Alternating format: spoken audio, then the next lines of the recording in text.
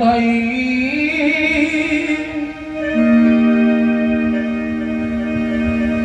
নিতাই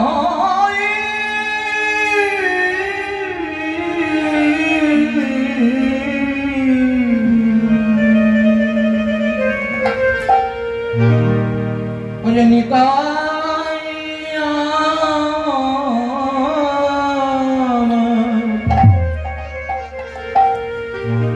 ওই আমার না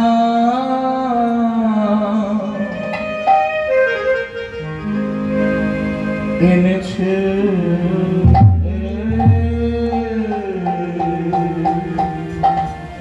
নিতাই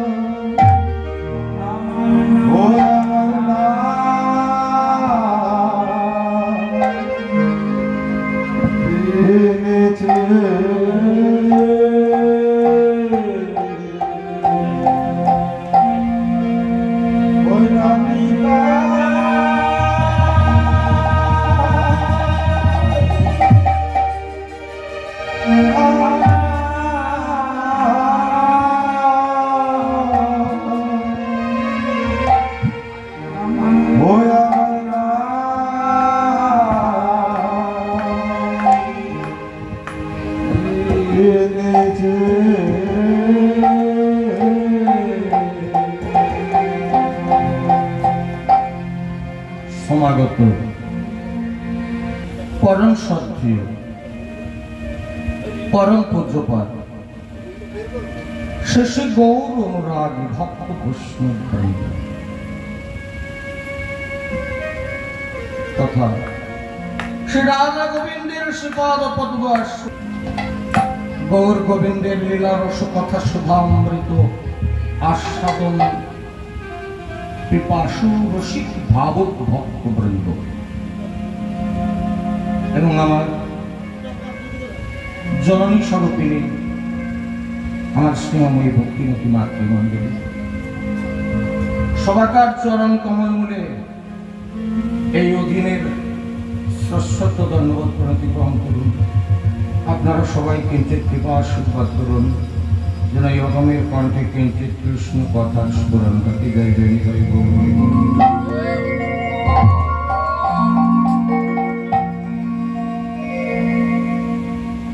তদুপর পরম পূজ্যপাদ শ্রী গুরুদেব আর যে জায়গাটিতে দাঁড়িয়ে আছি হৃদয়ের অনেক স্মৃতি বিজড়িত সেই জায়গা যেখানে আমার অনবরা শ্রী গুরুদেব এখানে সমাধিস্থ হয়েছে, যার কৃপার প্রকাশ আজ হয়তো আপনারা নিজেরা মেয়েদের চোখে অবলোকন করছেন।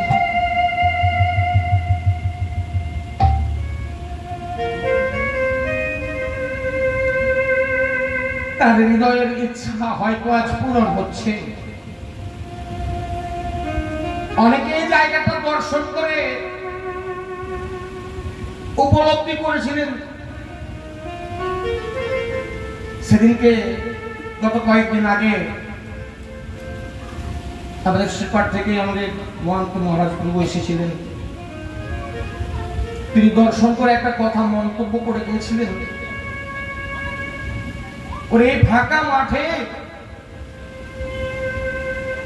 কিভাবে ভাগবত কথা চলছে, এত মানুষ এখানে আসছেন, প্রত্যেক দিন এত ভক্তের সমাগম হচ্ছে, কি ভাবতেই হয়। এ তার হৃদয়ের ইচ্ছা আজ এক এক করে পূরিত হচ্ছে। বৃন্দাবন নিবাসী যার কণ্ঠে আপনারা এক সপ্তাহ ধরে শ্রীমদ ভাগবত কথা শ্রবণ করেছিলেন, উনিও আজ এখানে উপস্থিত আছেন। আমার সৌভাগ্য, আমার চরণে আমার প্রণাম জানাই। এক সময় ওনার সঙ্গে খুব ভাব ছিল আমার গুরু মহারাজ, তাকে বাক্য দিয়েছিলেন এক বছর ভাগবত সপ্তাহে আসার জন্য, কিন্তু অনেকগুলো দিন কেটে যাওয়ার পর এতদিন পরে হয়তো তার ইচ্ছা ওনার হৃদয়ের মধ্যে প্রকাশিত হয়েছে, আজকে ওনার উদ্যোগে এখানে ভাগবত সপ্তাহ হবে। উনি নিজেই উদ্যোক্তা। আমি একবার সেই জায়গায় যাব,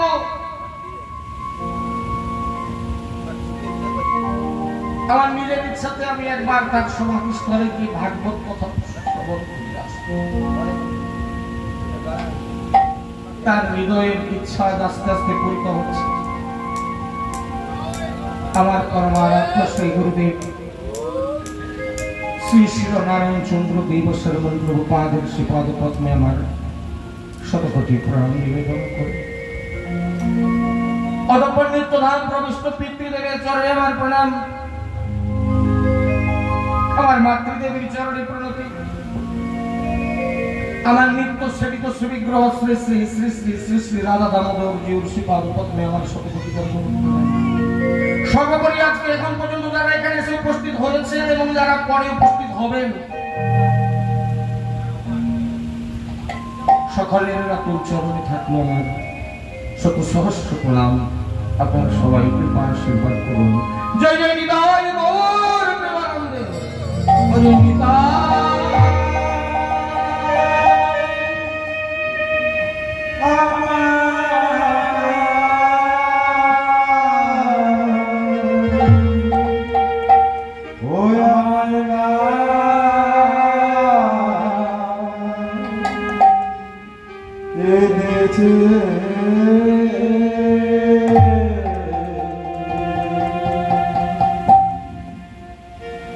আজ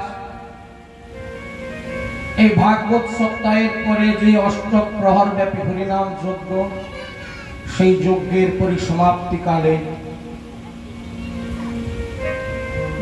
এই হরিনাম যজ্ঞ, তারপরে আজকে সমাপ্তি অনুষ্ঠানে আমি আপনাদের শ্রীপাদ পদ্মচরণ আশ্রয়ের কোন রকম আসতে পেরেছি, আমি ধন্য। আমার ভাবক পদকর্তা বলছেন এই যে হরিনাম নাকি আমার দয়াল নিতাই ঠাকুর নিয়ে আসলেন, তাই তো পদকর্তা বলছেন দয়াল নিতাই আমার নাম এনেছে। নামটা যখন নিয়ে আসলেন তাহলে কিছুতে নিয়ে আসলেন, ঝুড়িতে হোক বা বস্তা বন্দি করে হোক, এটাই বোঝায় তো কিভাবে নিয়ে আসলেন। দয়াল নিতাই ঠাকুর ঝুড়িতে না, বস্তা বন্দি করে না, ওই না নাম এনেছে।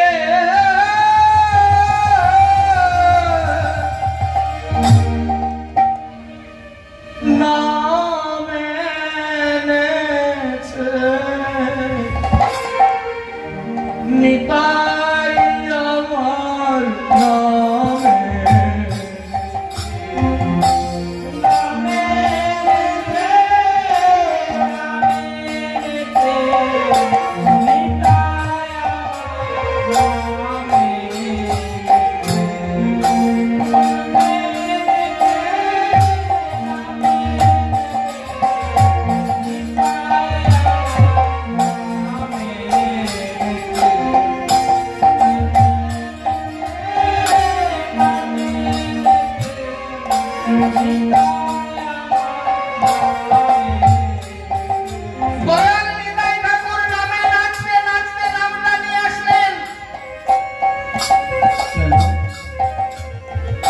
কেননা নামে না নাচলে বাবা কোনোদিন নাম হয় না।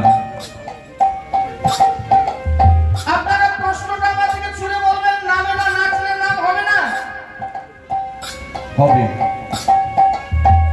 আপনারা আবার প্রশ্ন করবেন, এই বললে হবে না, আবার বলছো হবে, দুটোর কথার মধ্যে তফাৎ কি বলতো বাবা? তফাৎ কি জানেন? চৈতন্য চরিতামৃতে কৃষ্ণদাস কবিরাজ গোস্বামী দেখতে জায়গায় দিকে একবারে কৃষ্ণ নামে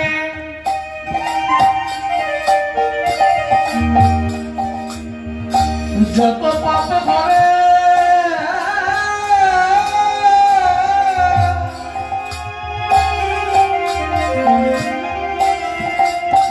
পাপীর সাধনা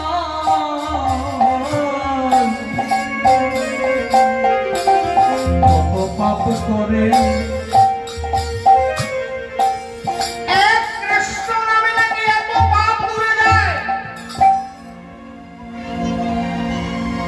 একটা পাপী সারা জন্ম ধরে ইচ্ছে করে কত পাপ করতে পারে না।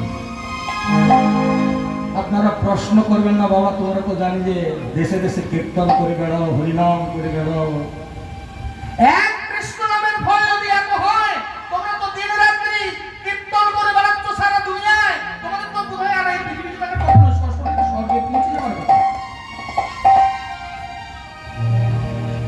তুলনা কেন জানেন? আমরা কীর্তন করতে আসি, হরিনাম করতে আসি, কতক্ষণ কীর্তন করতে হবে না বলে একটা অষ্টপ্রহরের 3 বলের ব্যাপার আছে। ও এত ঘন্টা, তাহলে এই টাকা লাগবে। এখানে কি হবে? 24 পর হবে, ও এত ঘন্টা গান করতে হবে, ঠিক আছে এই টাকা লাগবে। তার সঙ্গে কীর্তন করতে হবে, তাহলে এই এত হাজার লাগবে। যদি দেখা যায় যে একটা টিম আসতে একটু দেরি হচ্ছে, তাহলে আমাদের একটু রাগ, আমরা হরিনাম করি। তাহলে কিসের জন্য হরিনাম করতে এসেছে বুঝতে পারছি? সবাই পয়সা রোজগারের ধান্দায় এটাকে বৃত্তি করে নিয়েছি। আপনারা প্রশ্ন করবেন না, তুমিও তো একদম কীর্তনিয়া হয়, তুমিও তো ব্যবসা আরম্ভ করছো, ঠিকই বলেছি। আজকের দিনে কীর্তনের একটা রমরমা ভাব চলছে, ইউটিউব চ্যানেল চালু হয়ে যাওয়ার পর একটা কীর্তনের রমরমা বাজার চলছে, ভাগবত পাঠের একটা রমরমা বাজার চলছে। পাঠকরা যাওয়ার আগে বলে দেয় আমার এত টাকা লাগে, পাঠ নাই। কীর্তনীয়রা 3 ঘন্টা কীর্তন করে 60, 70, 75 নিচ্ছে। কোন ভিত্তিতে আছে বলতে পারেন? কত বড় চাকরি করেন, 3 ঘন্টায় 70,000 টাকা রোজগার।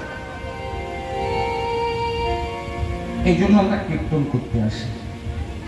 ওখানে আমাদের নামে প্রেম হলো কি না হলো তাতে কোনো যায় বা আসে না। তাহলে কি আমরা হরিনাম করি পয়সার বিনিময়ে, যেখানে আমাদের কোনো ভালোবাসা নেই নামের প্রতি?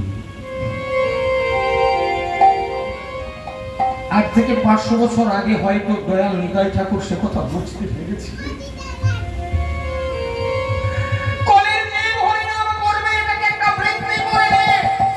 আজকে কত মানুষ জীবিকা করছে জানেন কীর্তন করে। এখন ভালো ভালো ছেলে মেয়েরা পড়াশোনা করে ভালো রেজাল্ট করে কোথাও কিছু চাকরি না পেয়ে কীর্তনের জগতে চলে আসছে। এরকম আমার অনেক পরিচিত বন্ধু বান্ধব আছে, অনেক ছেলে মেয়েরা এখন বেঁচে তারাও আছে, অনেক পরিচিত। কি করবো দাদা, এই জগতে চলে এলাম। খুব ভালো করেছে, মাস্টার ডিগ্রি করেছে, পিএইচডি করেছে, ডক্টর অফ ধর্ম করেছে, সে ছেলেটা কীর্তন করছে। খুব ভালো ছেলে। আপনাদের সকলের পরিচিত ইউটিউব চ্যানেলে তার প্রোগ্রাম দেখবেন, গোপাল কৃষ্ণ। নামটা এই কারণে করলাম, আমার খুব প্রিয় ছেলে, ডক্টর অফ ধর্ম, ভীষণ ভালো ছেলে। কীর্তন জগতে এইভাবে চলে আসছে, রোজগারের ধারণা নেই। দয়াল নিতাই ঠাকুর আগে থেকে বুঝতে পেরেছিলেন কলিযুগে হরিনাম হবে, কিন্তু এই হরিনামটাকে নিয়ে ব্যবসা হবে, আর হরিনামটাকে নিয়ে ব্যভিচার হবে। আজকে আমরা কীর্তন করতে আসি, নাহলে কীর্তন করা যায় না।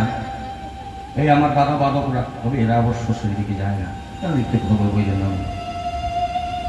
অধিকাংশ টিমে এখন দেখা যায় যে তাদের নেশা দরকার, না হলে কীর্তন করতে পারে না।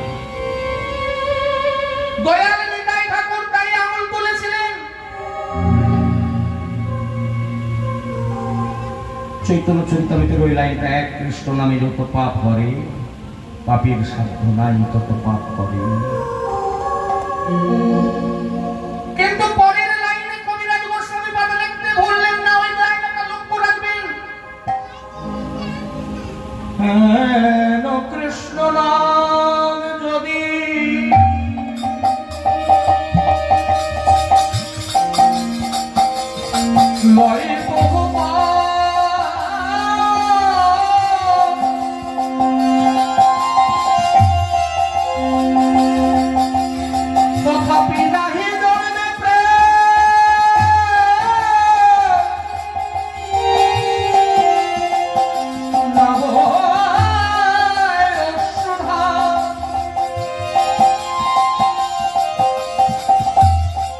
তবে জানিব তাহে অপরাধ আছে প্রচুর কৃষ্ণ প্রেমবিদ তাহে নাই অঙ্কুর।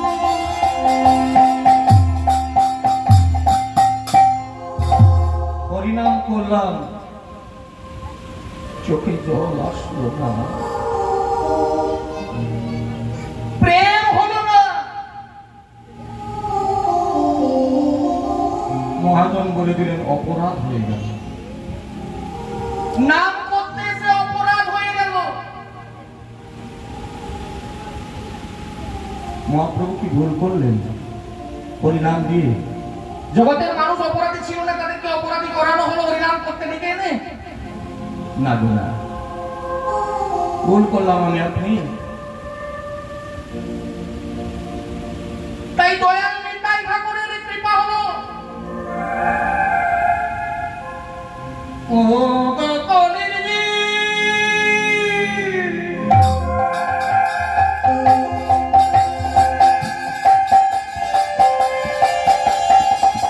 কলির জীবের দিকে আঙুল দেখিয়ে বললেন, ও গো কলির জীব,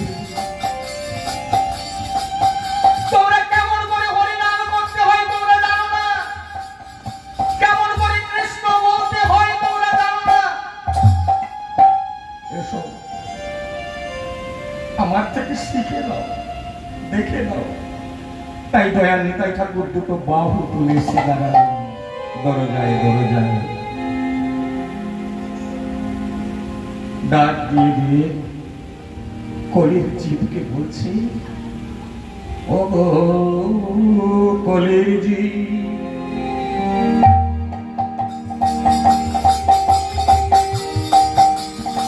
যদি তোরা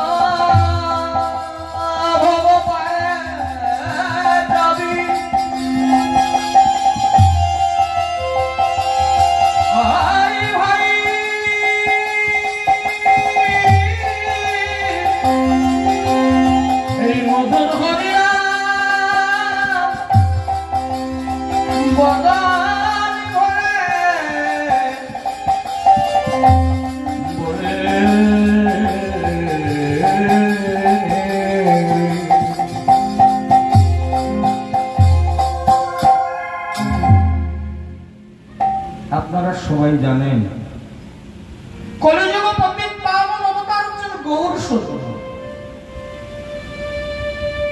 বলে নিতাই কোথায় ছিল এর মধ্যে?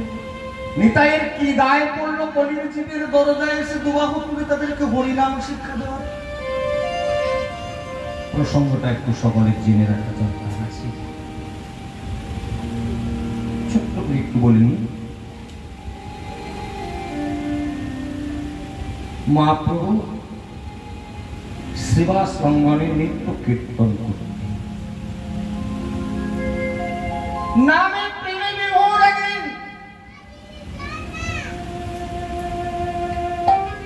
নিত্যন করছেন, কর্তন করছেন, কৃষ্ণ প্রেম দেওয়ার জন্য কলির জীব।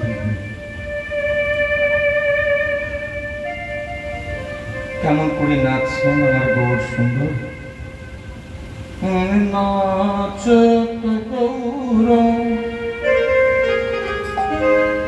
শিবা সয়ামিনার মাঝে, নাচ গৌর শিবা সয়ামিনার মাঝে, নাচ গৌর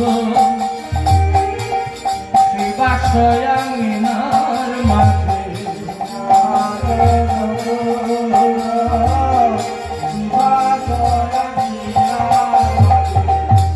নাচো তো আমিনার মাঝে।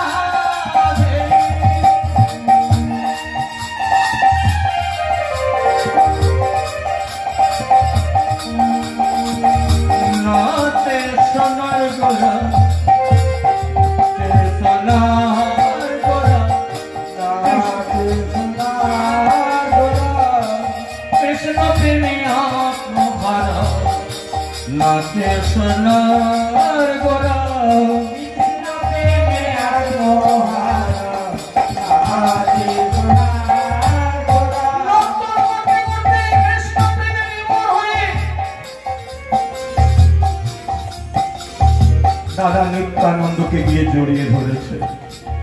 দাদা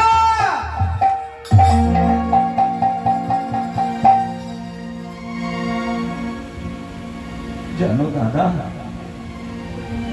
এই কলির জীবকে হরিনাম দেওয়ার জন্য এলাম। কেউ নিল কেউ নিল না।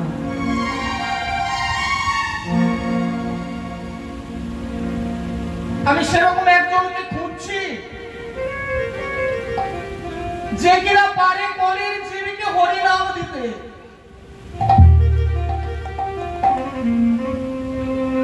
দাদা নিত্যানন্দ বলছে খুঁজে দেখো কে আছে। দাদা এই কলির জীবকে কৃপা করতে যে পারবে সে আমার সম্মুখে দাঁড়িয়ে আছে। বলে কে? কেন দাদা তুমি তো রয়েছো। আরে বাপ, জানো ভাই, জগতের মানুষ আমাকে পাগল বলে জানে। নিতাইয়ের উদ্দণ্ড নৃত্য, কাঁধে একটা ইয়া বড় ঝোলা, ধুলায় ধূসরিত অঙ্গ, ঝোলার মধ্যে হয়তো অনেক দিনের আহার্য কিছু আছে। যখন খিদে পায়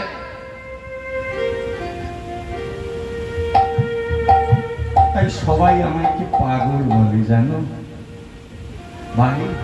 এই পাগলের দ্বারা কি কিছু কাজ হয় জানো দাদা? তোমার মতো পাগল যদি আমি দু একটা পেতাম না, কলির জীবের জন্য আমার ভাবনা থাকতো না। জানো দাদা, এই জগতে অনেক প্রকারের পাগল আছে। কেমন পাগল আছে শুনবে? কেউ বা পাগল বিষয় লালসে,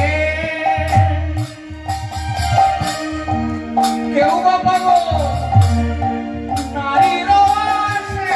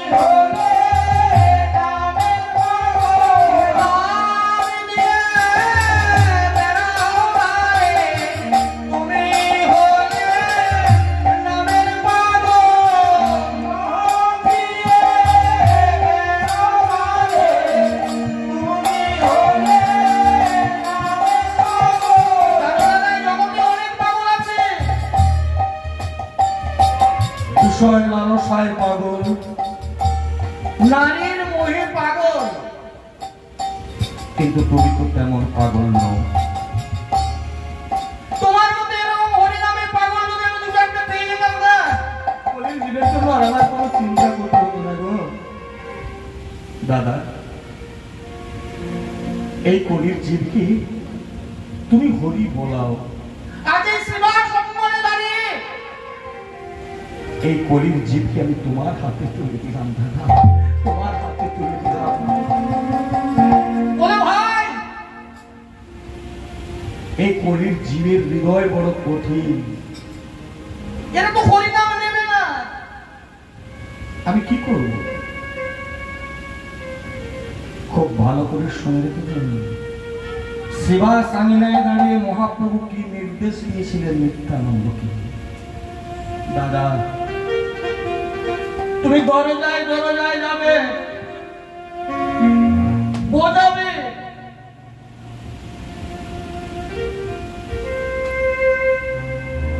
ওরা যদি না বোঝে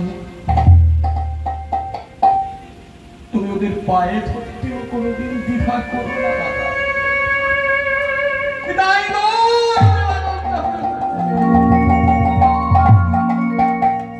আগে বোঝাও রীতিমতো,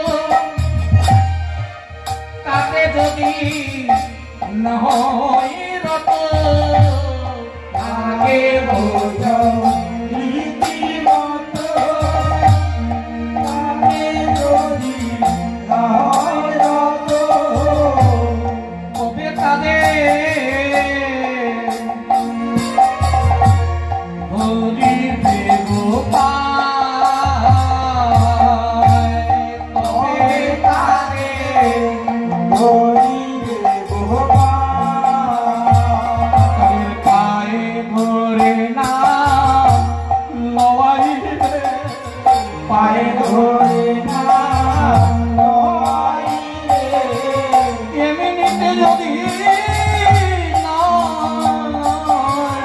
পায়ে ধরে না লওয়াইবে, এমনিতে যদি পায়ে ধরে না লওয়াইবে, তাই তো দয়াময়ী তাই ঠাকুরের এত দায় করেছে, মহাপ্রভু তাকে দায়িত্ব দিয়েছেন হরিনাম করানোর জন্য। নিত্যানন্দ কলির জীবকে ডেকে ডেকে বলছে, কলির জীব তোমরা একটিবার করি বলো। কথাটা শুনে কেউ কাছে আসে, কেউ দূর দিয়ে ঘুরে পালিয়ে যায়। পাগল নিতাই দেখলো কলির জীবের হৃদয় বড় কঠিন, এই কঠিন হৃদয়কে, পাষাণ হৃদয়কে নরম করতে হবে, প্রশমিত করতে হবে। কিসের দ্বারা? প্রেমের দ্বারা।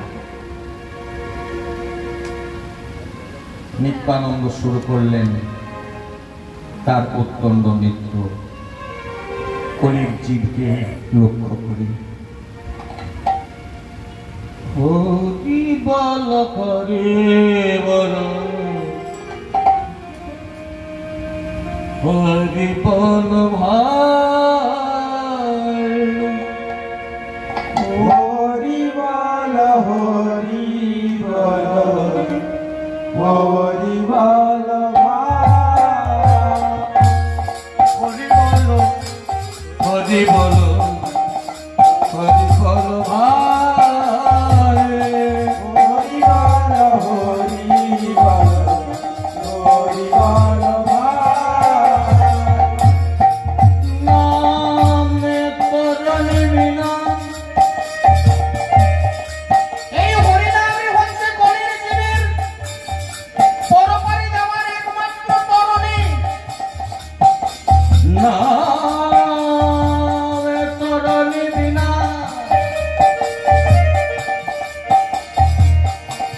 অন্য গতি নাই, তরণী বিনা অন্য গতি নাই। হরি বল, হরি বল, হরি বল ভাই, হরি বল, হরি বল, হরি বল ভাই। পথের ধারে কেউ কেউ প্রশ্ন করছে, হরিনাম করলে কি বাড়বে ওনারা হৃদয়? নিত্যানন্দ বলছে কলির জীবকে ডেকে ডেকে, যত আছে পাপ রাশি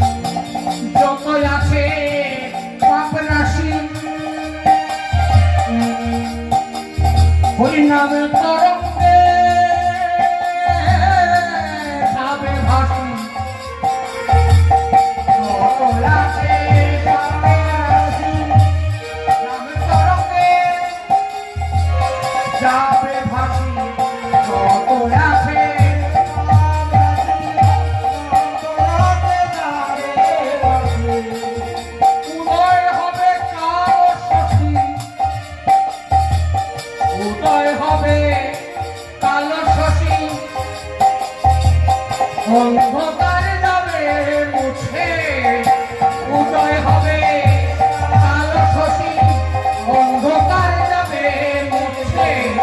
হরি বল হরি বল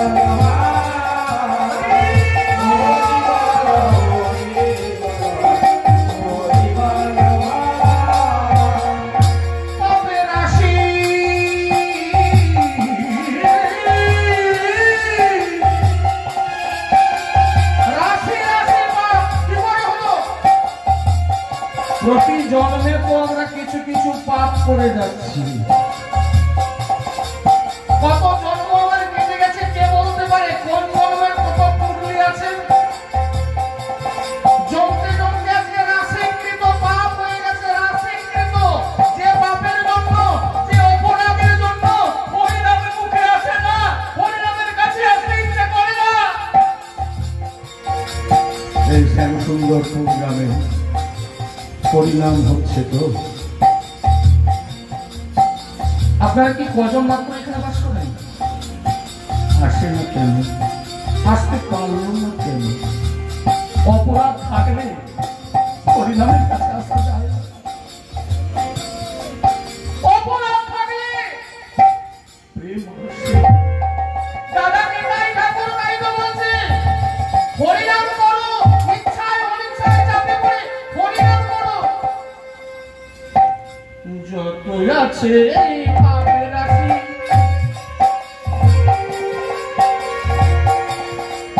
নামে তরঙ্গে। নাম কতটা করবেন? তরঙ্গ বয়ে যাবে, তরঙ্গ। জলের তরঙ্গ রেখেছেন তো? সামান্য একটু জলে কোনোদিন তরঙ্গ হয় না, তরঙ্গ। যতই আছে পাপ রাশি,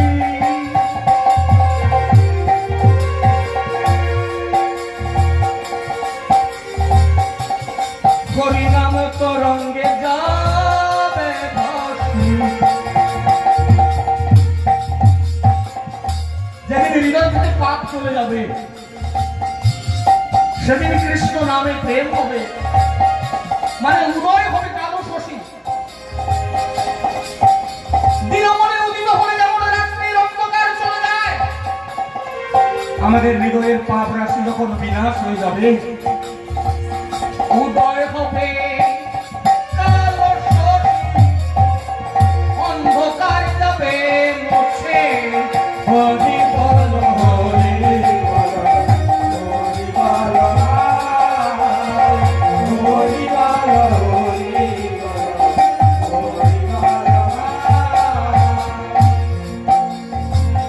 একজন ভক্ত এসে বলছে, ও দাদা নিতাই ঠাকুর,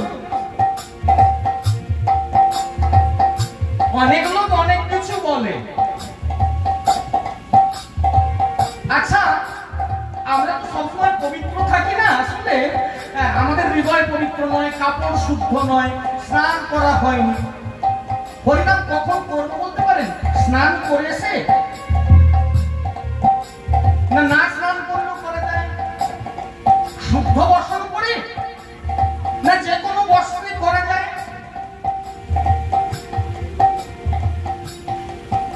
নিতাই ঠাকুর বলছেন,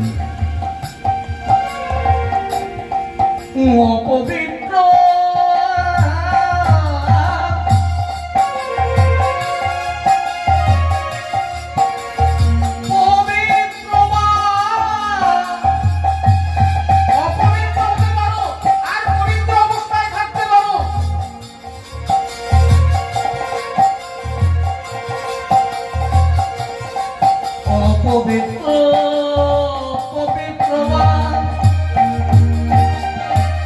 যেভাবে থাকো, অপবিত্র পবিত্রতা যেভাবে থাকো, প্রেমানন্দে বাহু তুলে হরি বলে ডাকো, বাহু তুলে হরি বলে ডাকো। হরি বল হরি বল হরি বল হরি বল।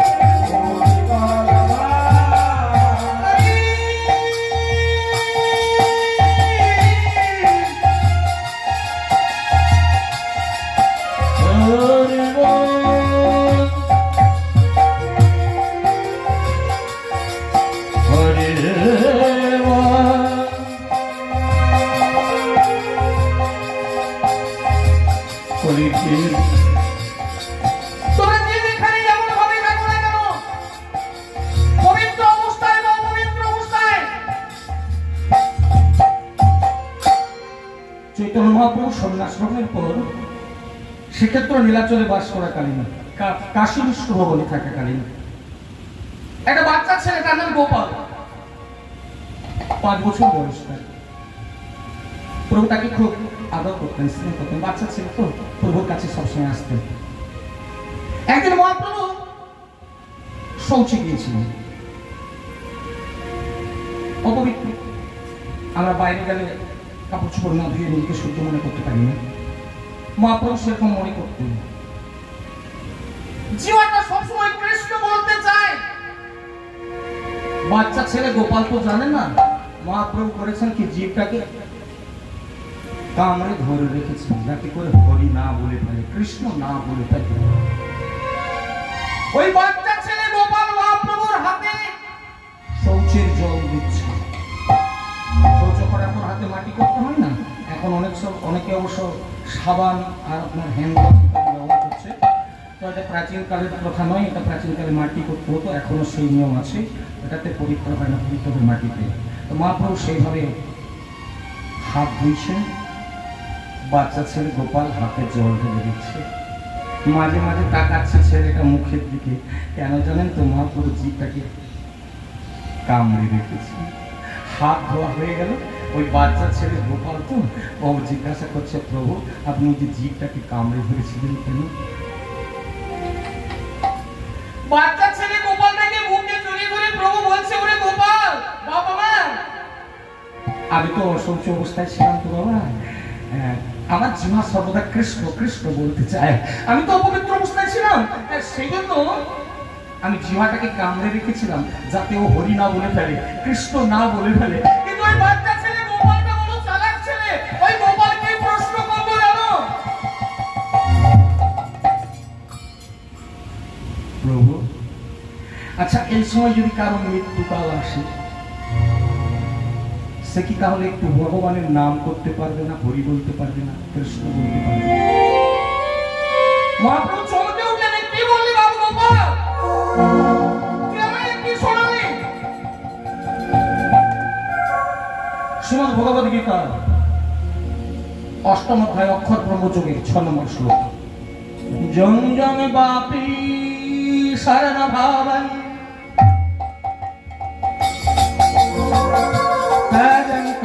কলেবরম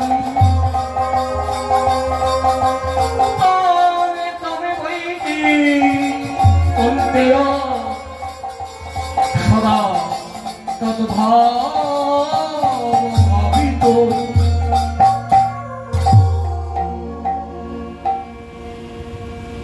জঙ্গবাপী শরণ ভাবন তদম তন্তে কলেবরম। আপনি সারা জীবন কি চিন্তা করছেন? ভগবান বলছেন আমি ওটা জানবো না, ওটা আমার দরকার নেই। মৃত্যুকালটাই তুমি কিভাবে মরলে, কি চিন্তা করতে করতে গেলে, ওটাই আমার দেখার বস্তু। তুমি যেরকম চিন্তা করতে করতে যাবে, মৃত্যুর পর তোমার সেই রকম একটা দেহ প্রাপ্ত হতে হবে। কথাটা বোঝাতে পারলাম না হয়তো। যদি আপনাদের বাড়িতে গীতা থাকে, কারোর বাড়িতে রামসুখ দাস বাবাজির যে বড় গীতাটা সাধক সঞ্জীবনী যদি থাকে, আমি ওইখান থেকে কথাটা বলছি, আপনারা একটু মেনে নেওয়ার চেষ্টা করুন যাদের বাড়িতে আছে। ওই সাধক সঞ্জীবনী গীতার 8ম অধ্যায়ের 6 নম্বর শ্লোকটার ব্যাখ্যা করলেন। ওখানে রামসুখ দাস বাবাজি আমার মতো মূর্খ জীবকে বোঝানোর জন্য একটা কাহিনী তুলেছে। কাহিনীটা একটু আপনাদের কাছে তুলে দিই। এক ভদ্রলোক ছবি তুলতে গেছে স্টুডিও দোকানে, যেখানে ছবি তোলা হয় না, স্টুডিও দোকানে গেছে। আমরা ছবি তুলতে গেলে কি করি, একটু সাজগোজ করি না, ঠিকঠাক করে নি, সিঁদুরের বিন্দুটা ঠিক আছে কিনা। আবার অনেক মায়েরা আছে তারা বাড়ি থেকে যাচ্ছি তো এটা একটু মোড়াঝোড়া হয়ে গেছে, ব্যাগে করে একটা ভালো শাড়ি নিয়ে যায়, ওখানে গিয়ে একটা ড্রেসিং রুম থাকে না প্রতিটা স্টুডিও দোকানে, ওখানে দিবে সাজগোজ করে। আমার দাদারাও করে। সাজগোজ হয়ে গেল, ওই স্টুডিও দোকানদার কি বলবে, এই চেয়ারটাতে এসে বসুন, কি টুলটাতে এসে বসুন। বসলেন, ছবিটা কিভাবে নেওয়া হবে? হ্যাঁ একটু এদিকে বসুন, এদিকটা এদিকে একটু বাইরে একটু ডাইনি আমার দিকে একটু ঠোঁটটা, ঠোঁটে আপনার ধরে এরকমটা রাখলে ঠিক হবে করে দিচ্ছে। হ্যাঁ, এবার আমার দিকে তাকান, এত বড় কিছু করে না, এমনি তাকাবো কি সুন্দর মিষ্টি করে, আর একটু মুখটা হাসি হাসি করুন, কারণ আমরা একটু আমাদের হাসি হাসি মুখটা দেখতে ভালোবাসি না। তো একজন ভদ্রলোক এভাবে ছবি তুলতে গিয়েছে, ওই স্টুডিও দোকানদার থেকে এভাবে সাজগোজ করিয়ে তারপর তাকে একটা টুলের উপর বসিয়েছে, বলছি একটু বাঁয়ে, হ্যাঁ একটু ডাইনি, একটু অল্প একটু, হ্যাঁ এবার ঠিক আছে, আমার দিকে তাকান, বেশ ভালো করে তাকান, একটু মিষ্টি করে হাসুন, একটু মুখটা হাসি হাসি করবো, আমি এবার ছবিটা নেবো। 1 2 3। এই না 3 বলতে গেছে, একটা কি ঘটনা ঘটলো জানেন? বাবাজি মহারাজ বলছেন একটা মাছি ঘন ঘন করে উঠতে উঠতে এসে নাকের মধ্যে পন পন করে স্নো দিয়ে গেছে, নাকটা ছিটকে গেছে, ছবিটা তোলা হয়ে গেছে। এখনকার মতো 1 মিনিটে তো কম্পিউটারে ছবি হচ্ছিল না, আগেকার দিনে 7 দিন 8 দিন পরে দোকান থেকে ছবিটা নিয়ে আসতো, ছবি তুলে ঠিক আছে রসিদটা লিখে দিচ্ছি, 7 দিন পরে এসে ছবি নিয়ে যাবেন। ভদ্রলোক 7 দিন পরে নিয়েছেন ছবিটা আনতে, রসিদটা দেখিয়ে দিচ্ছেন, সেই নাম্বার অনুযায়ী তার ছবি বের করে দিচ্ছে, নাক ছিটকে। সে রেগে মেগে একেবারে আগুন বলে, আমার নাক ছিটকে ছবি হবে কেন? আমি নেবো না ছবি, তুমি আমার নাক ছিটকাতে গেলে কেন? বলে ও দাদা আমার কথাটা একটু মন দিয়ে শুনুন না, আমার ক্যামেরা কি আপনার নাক ছিটকে দিয়েছিল? আপনি নাক ছিটকেছেন তো আপনার নাক ছিটকে ছবি হয়েছে। যদি না বুঝতে পারেন তারপরের কথা বলি, সারা জীবন ধরে এরকম আমরা অনেক সাজ সাজি। আজকে যেমন আপনাদের কাছে আমি সেজে এসেছি, কিনা আমি বৈষ্ণব, আমি বাবাজি, দেখো আমার গলায় মালা আছে, তিলকান্নিক আছে, ধুতি পাঞ্জাবি আছে, আমি কত জানি, কত কিছু বক্তৃতা দিচ্ছি আপনাদের কাছে, এটা আমার সাজা। এই সাজাটা কি আমার মৃত্যু সজ্জায় থাকবে তো?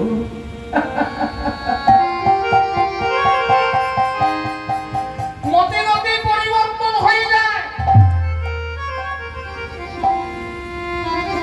বাবাজি মহারাজ এক জায়গায় ব্যাখ্যা দিতে গিয়ে বলছেন, আমরা গৃহস্থ যারা এইসব বিষয়ের মধ্যে থাকি, আমরা কি কি চিন্তা করি দেখুন, মন দিয়ে শুনবেন, জায়গাগুলো আমাদের খুব জানার দরকার। কীর্তন অনেক শনিমা, কাহিনী অনেক পাওয়া যায়, যেগুলো আমাদের খুব প্রয়োজন একটু জেনে নিতে পারি। মৃত্যুকাল আসলে যখন আমাদের কষ্ট হচ্ছে, ছেলেটাকে দেখে বলি, ওরে তোর মা কোথায়, একটু দেখে দিলাম। আমার নিজের লোক না, স্ত্রী খুব আপনজন আমাদের, সারা জীবন তার সঙ্গে সম্ভাষণ করেও মৃত্যুকালে তার প্রতি আমাদের আশা আকাঙ্ক্ষা ভালোবাসা থেকে যায়। স্ত্রী আসলো কাছে, বউটা কাছে আসলো, মুখটা কানের কাছে নিয়ে, মুখের কাছে নিয়ে, গলাটা জড়িয়ে ধরে বলে, ওগো আমি আর বাঁচবো না, আমি চলে যাচ্ছি, আমি মারা যাব, তোমাকে কয়েকটা কথা বলতে চাই। আমার বিছানার তলায় অনেক টাকা রেখেছিলাম লুকিয়ে লুকিয়ে, কেউ জানে না, এই টাকাটা তুমি নিও, আর আমার ছোট ছেলেটাকে কিছু দিও। বাড়ির অমুক কোণে ঈশান কোণে একটা ভাঁড়ের মধ্যে কিছু কিছু গহনা আমি পুঁতে রেখেছিলাম চোরের ভয়ে, ওগুলো তুমি তুলে নিও। মৃত্যুকাল আসলে কোনদিন দাঁড়িয়ে থাকে না, সময় চলে যাচ্ছে। কবি রবীন্দ্রনাথ ঠাকুর তার ছোটবেলায় আমরা একটা কবিতা পড়েছিলাম, সময় চলিয়া যায় নদীর স্রোতের প্রায়। খুব বুঝতে পারবেন, একেবারে নীরবতা যখন থাকবে, বাড়িতে একটা দেওয়াল ঘড়ি আছে, টিক টিক টিক টিক করে আওয়াজটা দিচ্ছে, আপনি বসে বসে অনুভব করবেন আমাদের জীবনের পাতা থেকে টিক টিক টিক টিক করে প্রতিটা মুহূর্ত চলে যাচ্ছে।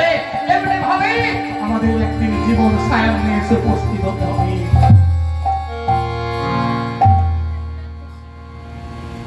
স্ত্রীকে কথাগুলো বলতে বলতে আমার জীবনের সময় শেষ হয়ে গেল। জম জম বাপির শরণ ভাঙে তাজান তান্তে কলে বারা। কি দেখলেন? কলেবর ত্যাগ করার কালে স্ত্রীর সঙ্গে সম্ভাষণ করে গেলেন। ভগবান বললেন, কি শুনবো, কোথাও দোষ ধরার আছে নাকি দেখুন তো, একটু বিচারটা করে। ভগবান বললেন, ঠিক আছে, সারা জীবন তুমি স্ত্রী সম্ভোগ করেও স্ত্রীর সঙ্গে তোমার কথা শেষ হলো না, ঠিক আছে ঠিক আছে, এরপর তোমাকে এমন একটা জনিতে পাঠিয়ে দেবো যেখানে সারা জন্ম ধরে তুমি স্ত্রী সম্ভাষণ করবে। শুকর জনিতে চলে যাও, বাচ্চা বাচ্চা শুকর গল্প দেখবে, ওর মায়ের উপরে সম্ভোগের জন্য শুকর জনিতে চলে যাও। বিচার কত ভুল হলো। অথবা মৃত্যুর কালে আমি চিন্তা করি, বাড়ি বানালাম, এত ঐশ্বর্য বানালাম, ছেলে বৌমা এরা আদৌ এর প্রতি শ্রদ্ধাবান হলো না। বৌমাটা সন্ধ্যেবেলা যেখানে খুশি ঘুমিয়ে যায়, দরজা আলাদা রেখে ঘুমিয়ে যায়, কবে না জানি আমি মারা যাবার পর চোর আসবে, ডাকাত আসবে, সব নিয়ে যাবে। মৃত্যু শয্যায় শুয়ে এই কথাটা চিন্তা করছি। চিন্তা করতে করতে ওই যে বললাম সময়টা চলে যাচ্ছে, আমাদের গোনার সময় যতটুকু যার পরমায়ু আছে শেষ হয়ে গেলে এক মুহূর্ত আমাদের বাঁচার অধিকার নাই। একটা জিনিস সিরিয়াসলি মনে রাখবেন, আপনি যতই বাঁচতে চেষ্টা করুন না কেন, আমরা আমাদের পূর্বজন্মের কর্মফল অনুযায়ী একটা চিপ তৈরি করে এনেছি। ওই চিপটা ভগবান আমাদের মধ্যে লোড করে দিয়েছেন। যতগুলো শ্বাসবায়ু এই পৃথিবী থেকে নেওয়ার অধিকার আমাকে দেওয়া হয়েছে, তার একটাও বেশি কেউ শ্বাসবায়ু এই পৃথিবী থেকে নিতে পারবে না। এই জন্য আমরা বলি লোকটা ভালো, লোকটা বাজার গেল, রাস্তায় কি হলো, পড়ে গেল, কারণ তো বললাম না, কারণ হচ্ছে আমার গোনার শ্বাসবায়ু ওখানে শেষ, ওইখানে আপনাকে দেহটা রেখে দিতে হবে, বাড়ি ফিরে আর হবে না, নার্সিংহোম হাসপাতাল আর যেতে লাগবে না। প্রত্যেকটি মানুষ আমাদের সচেতন হওয়া উচিত।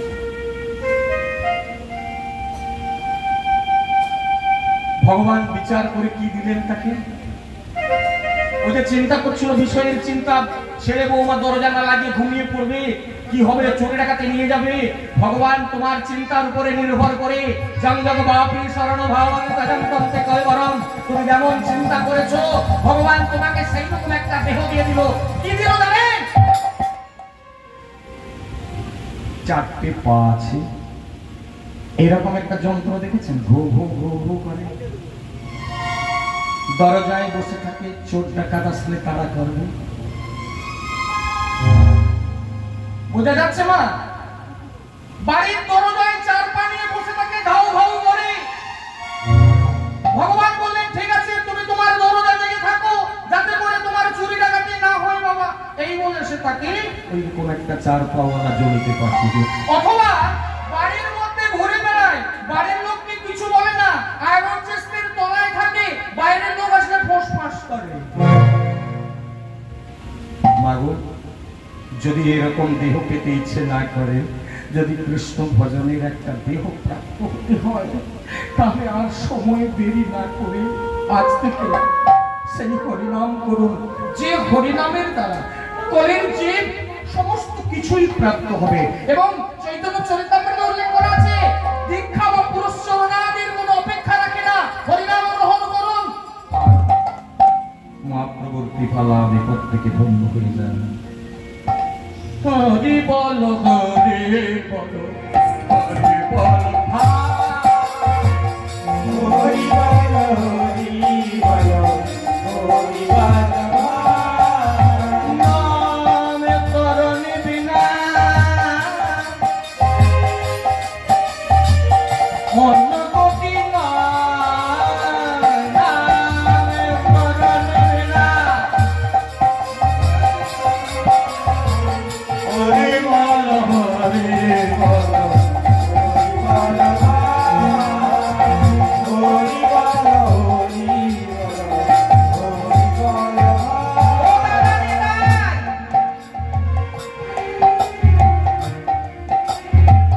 এই জগতে দেখতে পাই অনেকে বৈষ্ণব যারা আছেন, তার নাম জপ করছেন, হরিনাম করছেন, ভগবানের সেবা পূজা অর্চনা করছেন। আমাদের কিছু নেই, আমরা তো ঘুরে বেড়াচ্ছি। প্রশ্ন করছে একজন,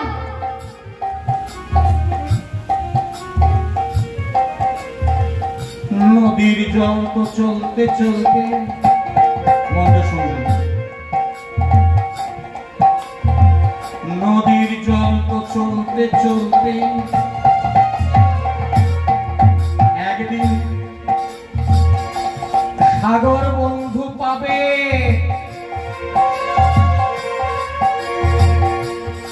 কানাকুর জলে কি হবে,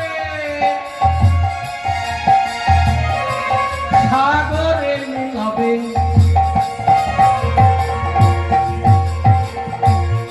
প্রশ্নটা শুনেছেন?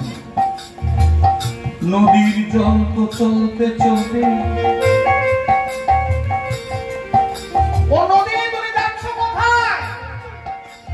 সাগরে। সব নদী গিয়ে শেষে সাগরে পড়ে। যারা কৃষ্ণ নাম করছেন, নাম চিন্তামণি কৃষ্ণ চৈতন্য রস বিগ্রহ, পূর্ণ সত্য নিত্য মুক্ত ভিন্নয়াত্মা নাম নামি, তারা তো পাবে। কৃষ্ণ নাম যারা করছেন তারা একদিন কৃষ্ণ পাবে। এ জন্মে না হতে পারে, পরে জন্মে না হতে পারে, 10-20 জন্ম পরে, 100-200 জন্ম পরে তারা পাবে। ধরে রাখুন, পাবেন। কোনো কিন্তু নাই বলে হরিনাম তো করলাম, আর কি আর হলো। এরা হরিনাম করে না, বেশ সুন্দর ঘুরে বেড়াচ্ছে, মেলা দেখতে যাচ্ছে। আমি হরিনাম করি বলে আজকে আমার মেলা যাওয়াটা হলো না। হ্যাঁ, বাদ দাও না, কোনো চিন্তা করবেন না, হরিনাম করুন। যারা হরিনামকে একবার ধরেছেন এরা সাগরে, সেই পরমানন্দ সাগরে, সেই পরমেশ্বরের সাগরে একদিন পৌঁছাবে। প্রশ্ন করলেন, ওরা তো পৌঁছাবে, যারা হরিনাম করছে, যারা ভগবানের সেবা করছে, ওরা তো পৌঁছাবে, কিন্তু কানাকুয়ার জল কি করে ওই সাগরে পৌঁছাবে? কানাকুয়া কাদেরকে বলা হয়েছে? আমার মতো একটা মূর্খ লোক। একটা পুকুর 4 দিক দিয়ে পার আঁটা,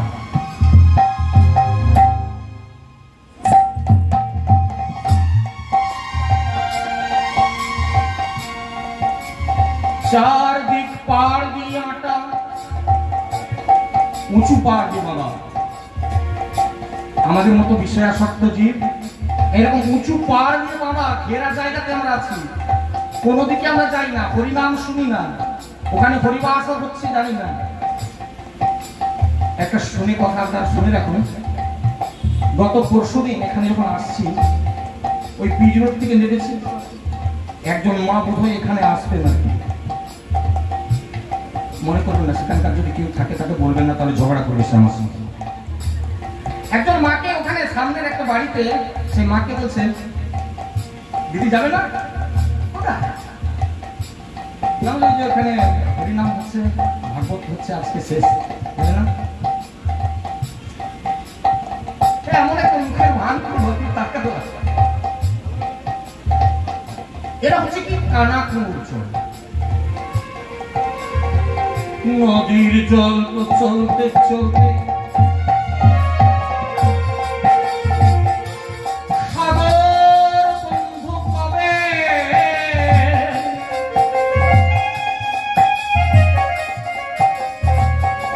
কানাকুয়ার জল কিভাবে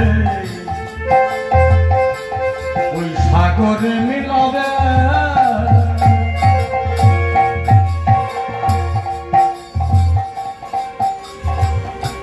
দয়াল নিতাই ঠাকুর চিন্তা করলেন, এই কলির জীবীকে যদি কৃপা করতে হয়,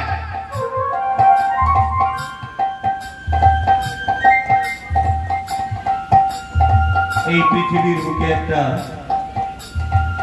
নাম প্রেমের বন্যা নিয়ে আসতে হবে, বন্যা নিয়ে আসতে হবে। ওমা, এবার মন দিয়ে শুনবেন। যে পুকুরটা চারদিক পার দিয়ে আঁটা ছিল, ওই অগড়া না কি বলে বাঁধ ভেঙে গেল না,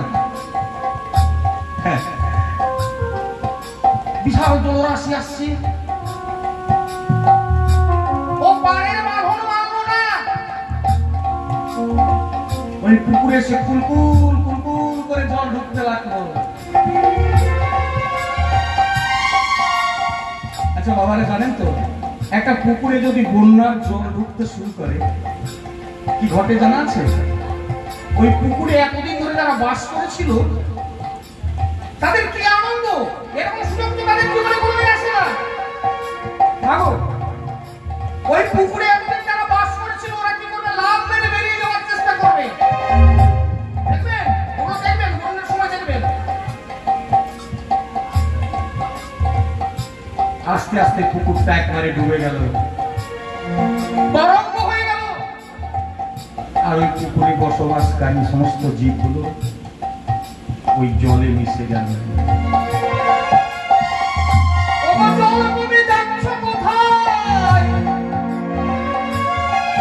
ওই জলে মিশে গেল। ওখানে মাছ ছিল, কুমির ছিল, যা ছিল কচ্ছপ ছিল। বন্যা হয়ে গেলে কোনদিন নর্দমার জল কোনটা, পায়খানা ঘরের জল কোনটা, পুকুরের জল কোনটা, নদীর জল কোনটা চেনা যায় না, মিলেমিশে একাকার হয়ে যায়। হরিনাম পারে মৈত্রতা আনতে, সকলের মধ্যে একটা মিলন ঘটাতে। এই জন্য হরিনাম মহামিলন কেন্দ্র। ওর পুকুরে কমে জল ঢুকবে, মরশুমিন্দার কথা শুনে এলাম, ওর পুকুরটায় কমে জল ঢুকবে। সময় এসে গেছে, কেউ কিছু মনে করবেন না। আজকে উল্টো রথ যাত্রাটা যখন হবে না, ওদের বাড়ির সামনে দিয়ে আমরা যাবো হরিনাম করতে করতে। জগন্নাথ প্রভু বলদেব সুভদ্রা মাইয়া রথে চলে যাবে, আমরা হরিনাম করতে করতে যাবো, ওদের বাড়ির সামনে দাঁড়াবো।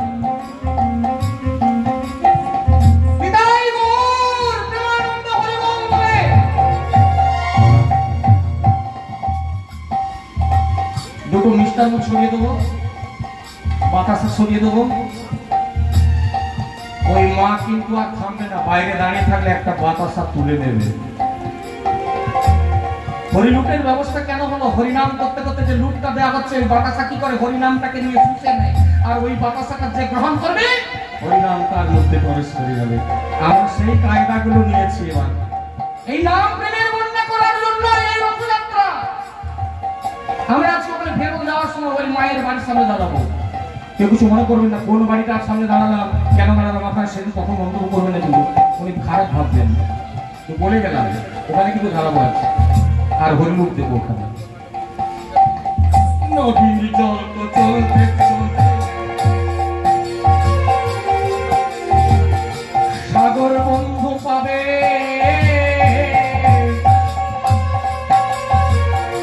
কানা তোর জলে কিভাবে ওই সাগর মিলাবে।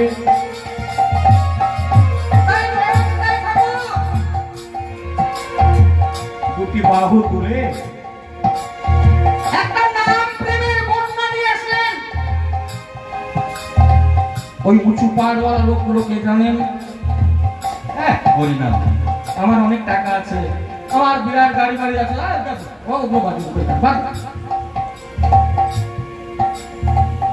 এদের উঁচু পাড়, এদের পুকুরে কোনোদিন বাইরে জল ঢোকে না। কিন্তু মা, জলের পরিমাণ যদি বেড়ে যায়, নামের যদি একটা তরঙ্গ ওঠে, ওই জলটা উঁচু উঁচু মানবে না। হ্যাঁ, আমি তো ব্রাহ্মণ, ওই ঠাকুর মশাই লোক, আমি কি হরিনাম করবো? ও ওদের কাজ ছেড়ে দাও। ঠাকুর মশাই লোকরা হরিনাম করে না, ওরা কারণ ব্রাহ্মণত্বের অহংকারে। কেউ আছে না, কেউ অপরাধ করবেন না।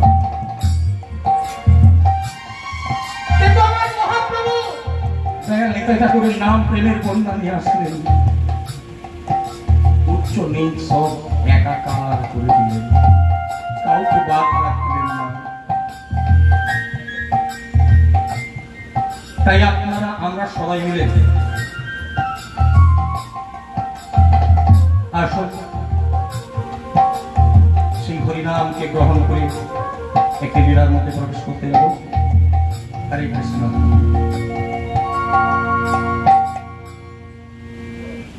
হরি বল রে,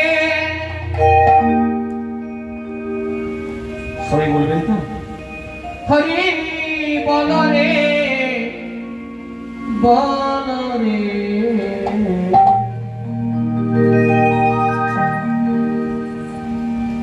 হরি হরি হরি বল রে, হরি বল রে,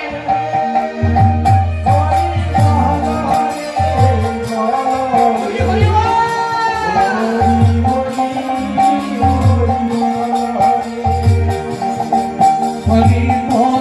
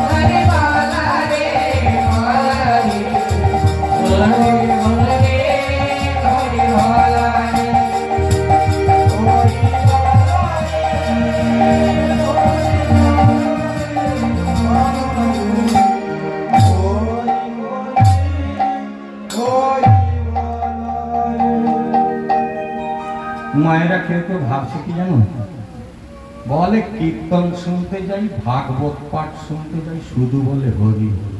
বাবা কি আছে বলেন না? যত কীর্তনিয়া দুনিয়ার খালি বলে কি বাহু তুলে হরি হরি। এদের একটা ব্যবসার বৃত্তি বোঝায়। ভিখারি বাড়িতে ভিক করতে আসলে মাগো হরি বল কে আছো মা ভিক্ষা দাও। এই কীর্তনিয়া গুলানের এরকম একটা অভ্যাস হয়ে গেছে, ওই আসলে দুবাহু তুলে একবার হরি বল বলা। কি আছে? আচ্ছা না হয় হরি বলবো বাবা, ও বাবাজি বলবো।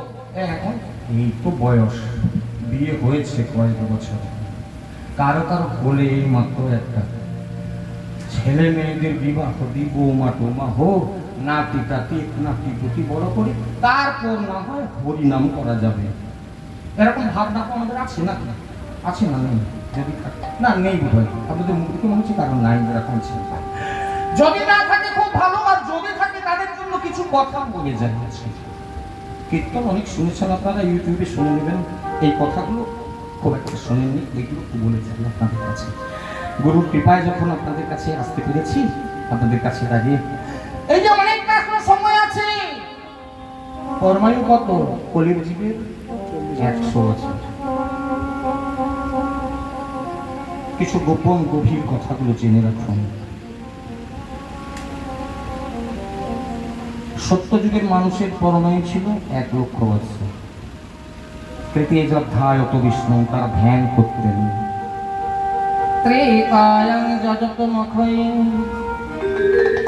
ত্রেতা যুগে মানুষের পরমায়ুটা কত হলো জানেন? 10,000 বছর। 90,000 বছর পরমায়ুটা নষ্ট হলো কিসে জানেন? এক চরম পাপ প্রবেশ করার জন্য। পাপের কি কঠিন পরিণতি, খুব খেয়াল রাখবেন। ইচ্ছায় অনিচ্ছায় যেন আমরা কোন রকম এরকম অপরাধী না জড়িয়ে যাই। দাপর যুগ যেই আসলো আরেক চরম পাপ প্রবেশ করলো। পরমায়িত আবার 1/10 হয়ে গেল, 10 ভাগের 1 ভাগ থাকলো, 1000 বছর থাকলো, 9000 বছর পরমায়িত চলে গেল। কলিযুগ যেই আসলো 3 চরম পাপ প্রবেশ করলো, এক পাদ মাত্র সত্যতা থাকলো। এই সত্যের উপরে দাঁড়িয়ে আছে ধরিত্রী দেবী। পরমায়িত আবার 1/10 হয়ে গেল, 1000 থেকে 900 বছর চলে গেল, 100 আছে। এই 100 বছর পরমায়ুটা কলির যুগে, কলির জীবের কিভাবে পাওয়া হয়েছে জানেন? অ্যাকচুয়াল কলির জীবের পরমায়ু হচ্ছে 40 বছর। খুব জায়গাটা মন দিয়ে শুনে রাখবেন, জায়গাটা পাবেন না আপনারা যে কোনো জায়গায়, শুনে রেখে দিন। তাহলে বাকি হলো এই যে 100 বছরটা কোথা থেকে আসলো? 40 থেকে 60, এই যে 20 বছর। এটা আমাদের একজনের কাছ থেকে ধার নেই। কার কাছ থেকে ধার নিয়েছিলাম, কেন ধার নিয়েছিলাম? কলির জীবের গড় পরমায়ু 100 বছর, 40 বছর গড়। গরু, ছাগল, কুকুর, ভেড়া, মহিষ সবাই 40 বছর পাবে। মানুষ চালাক জীব তো। ও গরুর কাছে কে বলছে, রে গরু তুই তো বাঁধা থাকিস, খেতে দিলে খাস, না হলে আম্বা আম্বা, তোর 40 বছর বেঁচে কাজ নাই। কেন কষ্ট পাবি? আমরা মানুষ, আমাদেরকে 20 বছর দিয়ে দে। 20 বছর নিয়ে গরুর পরমায়ু হচ্ছে 20 বছর, এরা 20-22 বছরের বেশি বাঁচে না। ওইটা ধার করা হলো গরুর কাছ থেকে। 40-এর পর থেকে 60 বছর বয়সটা আমাদের হচ্ছে গরুর। দেখবেন বিবাহ হয় 25-30-এ, যাই হোক না কেন, 40 বছর বয়সটা যখন আসে তখন আমাদের ছেলে মেয়েরা একটু বড় বড় হচ্ছে, তখন স্কুলে পাঠাতে হচ্ছে, কলেজে পাঠাতে হচ্ছে। আর আমারও বয়সটা এবার গড়িয়ে আসছে। গরুর মতো তখন পরিশ্রম করতে হয় সংসারটা যাত্রা করার জন্য। এটা গরুর ধার করা না, ওই জন্য গরুর মতো খাটতে হয়। 60 থেকে 80টা কার নেওয়া জানেন? ওই যে দরজায় 4 পাওয়ালা একটা লোক বসেছিল না, এই তুই ভুক ভুক করিস খালি দরজায় বসে, আর খেতে দিলে খাস, না হলে কাউ কাউ করে বেড়াস, তাই বাদ। তোর 40 বছর নিয়ে কাজ নেই, বাদ দে, আমাকে 20 বছর দিয়ে। এই জন্য কুকুর, শ্রেগাল এরা 20 বছর বাঁচে। ওই 20 বছরটা মানুষ চালাক জীব ওরা নিয়ে ওদের পরমায়ুর সঙ্গে জুড়ে দিল, 60 থেকে 80 করে নিল। 60-এর পর থেকে এবার ছেলে বৌমা হয়ে গেছে। কুকুর যেরকম দরজায় পড়ে থাকে ওইরকম পড়ে থাক, শুধু চোর ডাকাত আসলে তারা করবি, আর অন্য সময় কাউ কাউ যদি করিস তো লাঠি দিয়ে মার খাবি। কিছু বুঝতে পারলেন না তো? ওই 70 বছর 80 বছরের বুড়া বুড়ি বসে আছে, বৌমা হলো তো রান্না হলো, কি লাগছে মা? বুড়ি সকাল থেকে বসা বসা খালি খাওয়াবে, তুমি সংসারের কি বলে দাও না। কেউ দিয়ে দিল হয়তো বুড়া বুড়ি, ওটা কুকুরের পাও না, ওটা 80 বছর পর্যন্ত কুকুরের ধার করা। এই জন্য তো আমাদের জীবনটা এরকম হয়ে যায়। তারপর 80 থেকে 100 বছর পর্যন্ত এই বয়সটা কার কাছে দাঁড় করিয়েছে জানেন? শকুন। ওরে শকুন, তুই ভাগাড়ে বসিস, ওই তোর 100 বছর 40 বছর পরমায়ু নিয়ে কাজ নাই, দিয়ে দে 20 বছর আমরা মানুষ, আমাদের কাজে লাগবে। 80-র পর যারা 100 বাঁচবেন না, তাদের ভাগ্যে জুটবে শকুনের মতো বসে থাকা। শকুন আকাশে ওড়ে, লক্ষ্যটা থাকে যেমন যেখানে পশুর দেহ ফেলানো হয় সেখানে, ওই বুড়া বুড়ি বসে আছে, সেই লক্ষ্যটা আছে। উঠতে তো পারে না, পায়খানা প্রস্রাব করে হয়তো বসে আছে, কখন ছেলে আসবে, বৌমা আসবে, আমাকে একটু তুলবে, একটু ধোয়াবে, মোছাবে, দুটো খেতে দিবে। শকুন যেমন তাকে। যদি ওই মানুষ এই 100 বছরকে কাজে লাগাতে চাস, ওই হরিনাম। কেন হরিনাম করবে জানো? এই জন্য হরিনাম করবে। আর 100 বছর পরমায়ু, এই 100 বছর পরমায়ু হিসাব নেবেন, কি করে যাবে, কি করে যাচ্ছে। আচ্ছা আপনারা একটু খোঁজ নেন তো, 100 বছর পরমায়ু ডাঁটতো আমাদের, যে বুড়ো হয়ে তারপরে করা যাবে, 70-80 হলে তখন নাই করা যাবে, এইরকম ডাঁট যাদের একটু মন দিয়ে শুনুন তো। কবি বিদ্যাপতি। তারা পড়াশোনা করেছেন, কিছুদিন আগে এটা পাঠ্যকোর্সে ছিল, 11-12 পাঠ্যকোর্সে দেওয়া ছিল এই পদটা, বিদ্যাপতির একটা পদ। দেখুন তো আপনারা মনে করতে পারেন কিনা, তা কথা সৈকত বাড়ি বিন্দু সম সুকুমিত রমণী সমাজে, তাহে বিসরি মন তোহে সমরতুলু অবমোচ হব কোনো কাজে। আধ জনম হাম নীলি গোমল জরা শিশু কতদিন গেলা,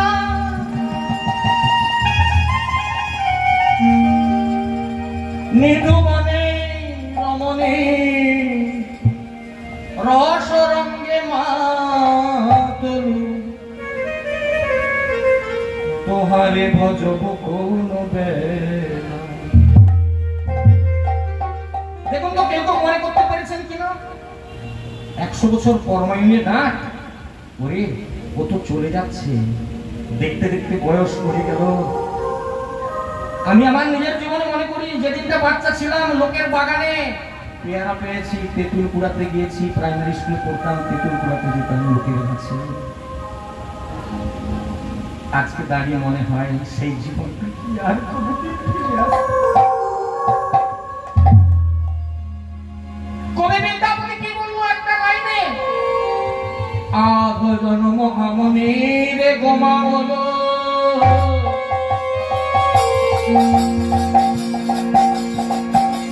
জরা শিশু কতদিন গেলা, নিভুবনে রমণী রস রঙ্গে মাতল, তোহারে ভজব কোন বেলা। মাধব হাম করিলাম নিরাশা, তুহু জগতানন দীন দয়াময় অতএব তুহার বিশ্ববাস।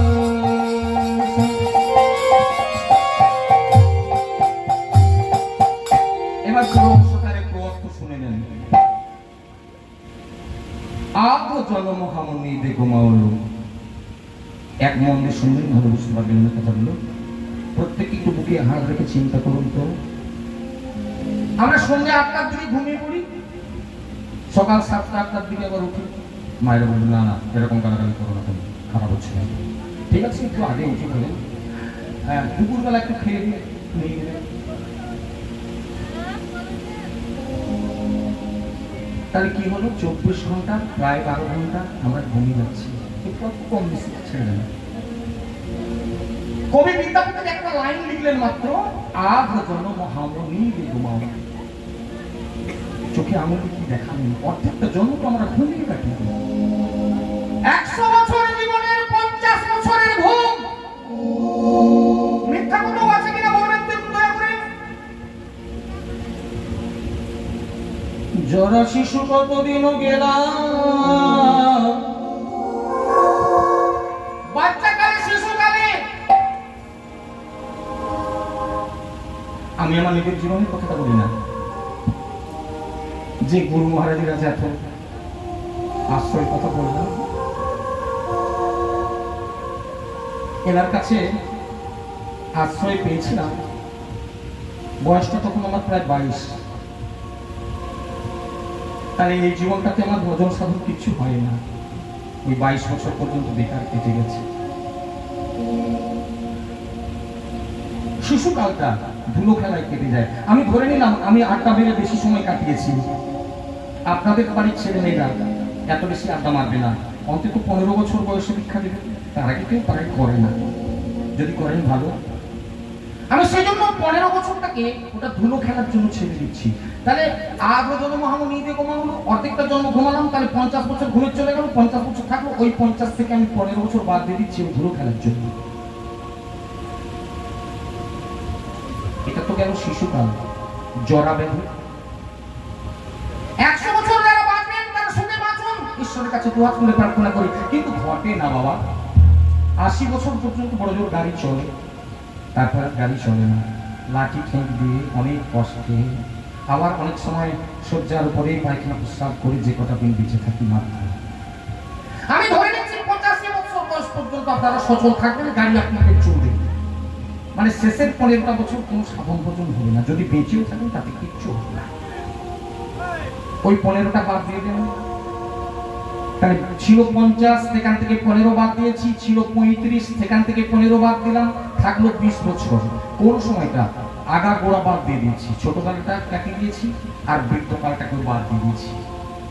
থাকলো কোন সময়টা? যৌবনকালটা। মা বাবা সকলে আছেন, যারা সকলেই তো ছেলে মায়ের মা বাবা। ছেলে বড় হয়েছে একটা বৌমা করে, মেয়ে বড় হয়েছে বিবাহ দিতে হবে। একটি নতুন কথা বললাম নাকি?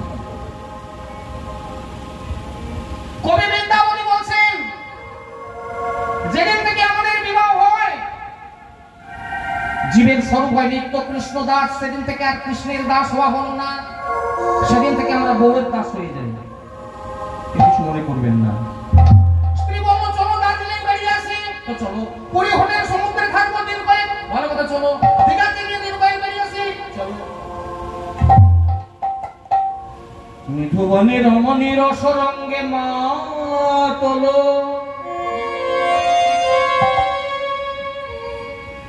তোহারে ভজব কোন বেলা। ও মাধব, তোমাকে ভজন করবার সময় কথা হলো। অর্ধেক জীবন ঘুমালাম, শিশুকালে কিছুদিন গেল, বার্ধক্যকালে কিছু গেল, মাঝখানের যে বয়সটা নিধুকাল বনে রমণী রসরঙ্গে মাতলু, তোমার ভজব কোন বেলা। যখন আমাদের বয়সটা 80 পেরিয়ে যায়, যখন আমাদের শরীর আর চলে না, যখন পায়খানা প্রস্রাব করে শয্যার মধ্যে কেটে যায়, তখন চোখের জলে আমরা ডাকি, হে ভগবান, এত লোকের মরণ হয়, আমার হয় না কেন, আমাকে করে নাও। মাধব হাম করে নাও নিরাশ, তবু জগতারণ দীন দয়াময়, অতএ তোহারি বিশ্বাস। হে প্রভু, তুমি নাকি জগন্নাথ, তুমি নাকি জগতের ত্রাণকর্তা। আমার তো সারা জীবন ভজন সাধন হলো না, সারা জীবন তোমার ফুর্তি ফান্ডা করে কেটে গেল। হে প্রভু জগন্নাথ, একমাত্র তোমার চরণে আমার আশা, তোমার চরণে আমার ভরসা। তুমি আমাকে এই সংসার সাগর থেকে বের করে নিয়ে চলো। আচ্ছা, একটা কথা আপনাদের কাছে বলি, ওই যে যাকে জগতারণ বলছি, যিনি জগন্নাথ, ওই জগন্নাথের আসনটায় যদি আপনাকে আমি বসিয়ে দিই, একটু কল্পনা করুন যে আপনি জগন্নাথের আসনে বসে আছেন। তাহলে কি বলবেন আমার মতো লোকটাকে? সারা জীবন বউকে নিয়ে ঘুরি, কই আমার জন্য তো সেদিন দার্জিলিং এ গিয়ে কিছু কিনে আনলি না, দীঘায় এত টাকা খরচা করে আসলি, আমার জন্য তো কই কিছু নিয়ে আসলি না, 2 পয়সার বাতাসা এনে পর্যন্ত আমায় দিলি না। না রে, একটা তুলসী পত্র গাছ থেকে তুলে তো তুই আমার চোখে কোনোদিন দিলি না।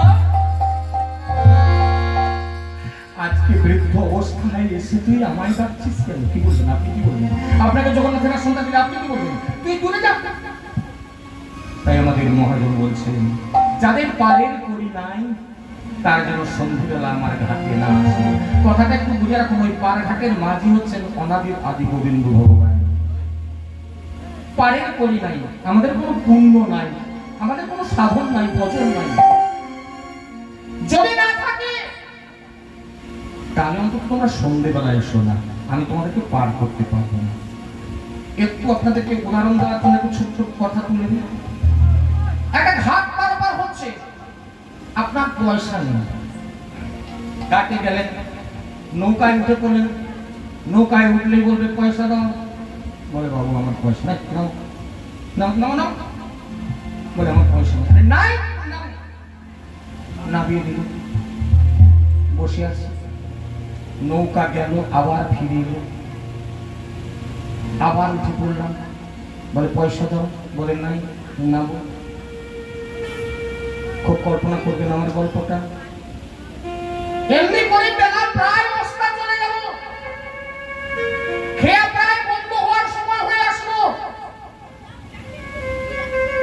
এবার অন্তত আপনি উঠে পড়ুন। নাবিক কি করবে? আর আপনাকে পয়সাই চাইবে না। এ তো সকাল থেকে উঠছে নামছে, খালি বলছে পয়সা নাই। যদি পয়সা থাকতো ওকে আর সন্ধ্যে পর্যন্ত বসে থাকতে তো কোন বেলা পেরিয়ে চলে যেত। সারাদিনে তো অনেক রোজগার করেছি, এর যখন পয়সা নেই, ঠিক আছে ওকে আর পয়সা চেয়ে লাভ নাই। ওঠো ওঠো, এই ওঠো, সকাল থেকে চলো, এবার খেয়া বন্ধ হয়ে যাবে, তুমি কেন বসে পেট করে দিবে। কিছু বোঝা গেল? কিন্তু পয়সা নেই। এমনকি যদি পয়সা যদি ব্যাংকে যদি পয়সার বল থাকে, ও বারঘাটের মাঝি না বলে খেয়া বন্ধ। আরে আমার কথাটা মন দিয়ে শুনুন, 100 টাকা দিব আমাকে শুধুমাত্র বের করে দিলে, যাচ্ছি একটু দেরি করুন, যাচ্ছি। সে বলে একবার খেয়া পারাপার করলে 10 টাকা 20 টাকা রোজগার হয়। এই যখন একটা লোককে বের করতে ডাকছে 100 টাকা তার থেকে আছে দিবে, বলছে আমি যাচ্ছি এক্ষুনি। বোঝা যাচ্ছে কিনা দেখুন? কিন্তু আপনার ব্যাগে পয়সাও নাই। সন্ধ্যাবেলা যাবেন বলে মাঝি এ পাশে নৌকাটা নিয়ে আসবো বলে আমার বই আছে। যদি বুঝতে পারেন এগুলো, তাহলে সকাল সকাল আমার দয়াল নিতাই ঠাকুর এসেছেন দুয়ারে হরিনামের প্রসার নিয়ে। হরি বল হরে বল, হরি বল হরি বল, হরি বল নাম করণি বিনা অন্য গতি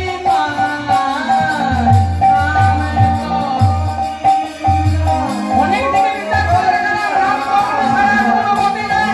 আর বেলা বাড়ি সবাই নামের প্রসাদ গ্রহণ করুন। হরে বল হরে বল, হরে বল হরি বল হরি বল,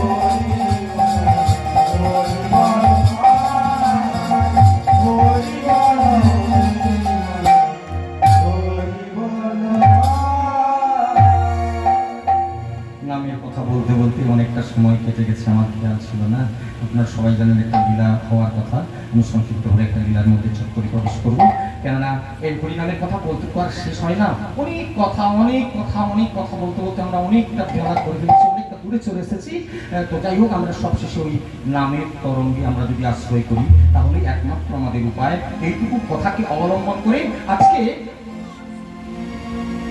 আসলে অনেকবার নিতাই ঠাকুরের কথা বলা হয়ে গেছে, ভাবছিলাম একটু অন্যদিকে যাব, কিন্তু এই নিতাইকে আজকে একটু চিনবার চেষ্টা করবো। যে নিত্যানন্দের এত কৃপা, যে নিত্যানন্দের এত শক্তি, যে নিতাই এসে আজ দরজায় দরজায় কাঁদতে কাঁদতে আজকে কলির জীবকে হরিনাম দিচ্ছি। আমরা একটু আজকে জেনে নেব নিতাইকে। এই নিত্যানন্দ কে আসলে? কলিযুগের মাটিতে কি নিতাই বলে কেউ জন্মেছিল? খুব সিরিয়াস জায়গা, কথাটা শুনে চমকে উঠলেন বলে তাহলে এতদিন কীর্তন শুনলাম না। কলিযুগের মাটিতে কোনোদিন নিত্যানন্দ বলে কেউ জন্মায়নি। তাহলে কে এই নিত্যানন্দ? তাহলে কে? আসুন আস্তে আস্তে করে আমরা সেই দিকে একটু এগোনোর চেষ্টা করি। আমরা সেই নিতাইয়ের একটু পরিচয় আজকে নেব।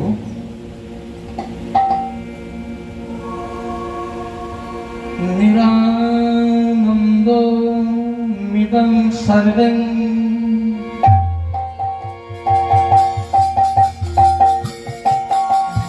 প্রেমানন্দস্পদীকৃতং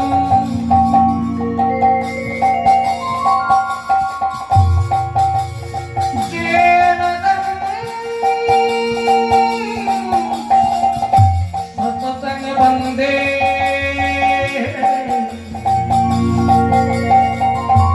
নিত্যানন্দ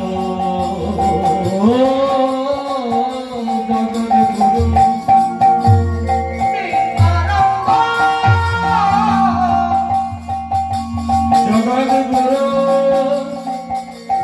নিত্যানন্দ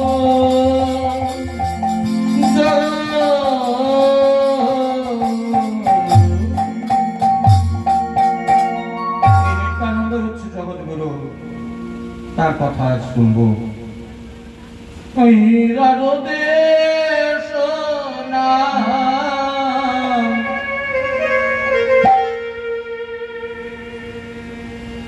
একটি চট্টগ্রাম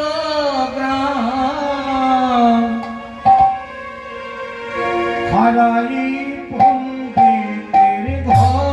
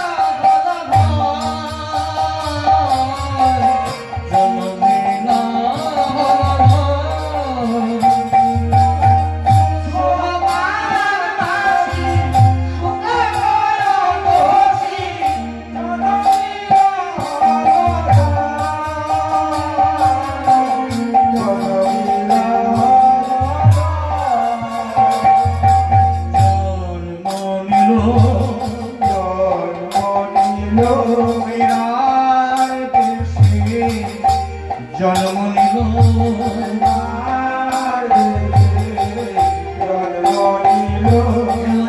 আমাদের বলরামে রার দেশে জন্ম নিল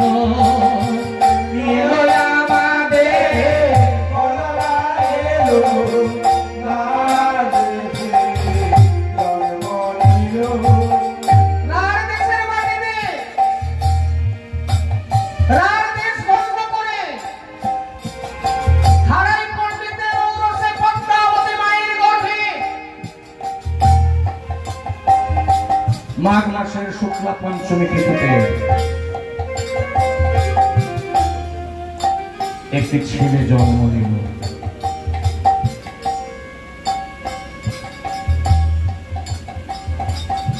শান্তিপুরবাসী, শান্তিপুর আচার্য, অদ্বৈত আচার্য হৃদয়ে চিন্তা করলেন, আজ আমার হৃদয়টা হঠাৎ এত আনন্দ ভরে গেল কেন? খুব গভীর মনন করবেন, চিত্তগুলোকে ভাববেন। এক একটা দিন আছে যেদিন আমাদের চিত্তটা এমনিতেই খুব খুশি খুশি হয়ে যায়। কেন হয়? খোঁজ নিই না, ঢাকা পড়ে যায়। সংসারের কাজ করে ঢাকা পড়ে যায়। কোনো দিন আসে যেদিন ভগবানের কাছে গেলে চোখে জল আসে।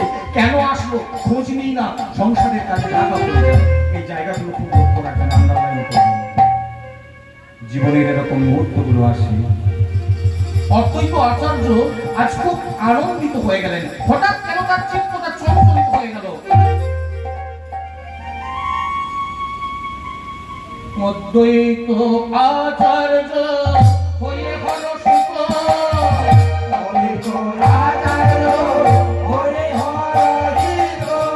করি কিছু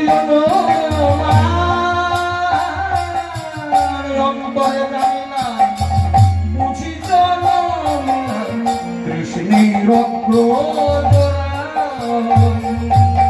অন্তরে জানি না, বুঝি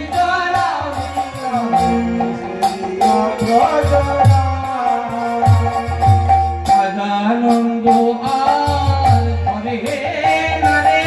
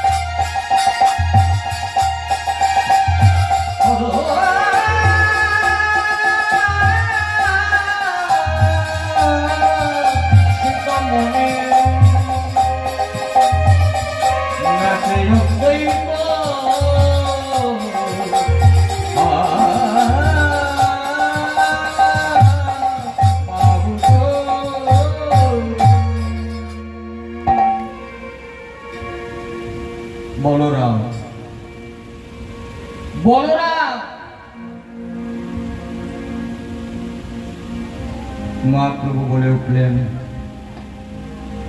অদ্বৈত আচার্য,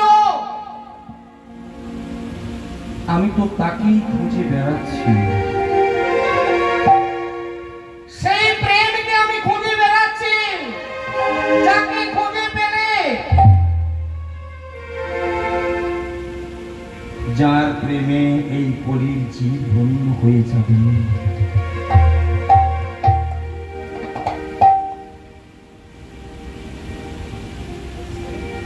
আজ আমার কি মনে হয় জানো,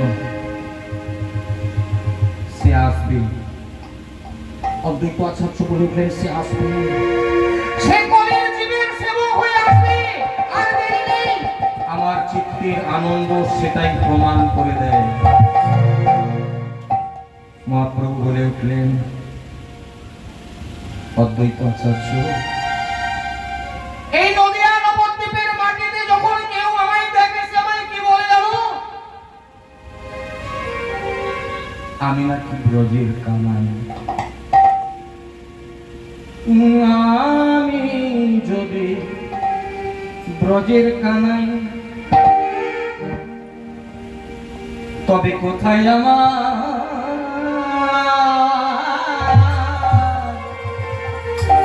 দাদা বলাই? আমি যদি ব্রজের কানাই,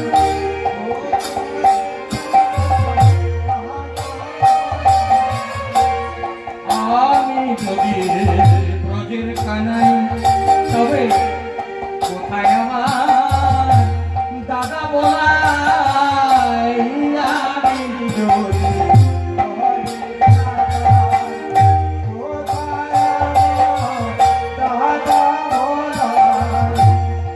এই নদিয়া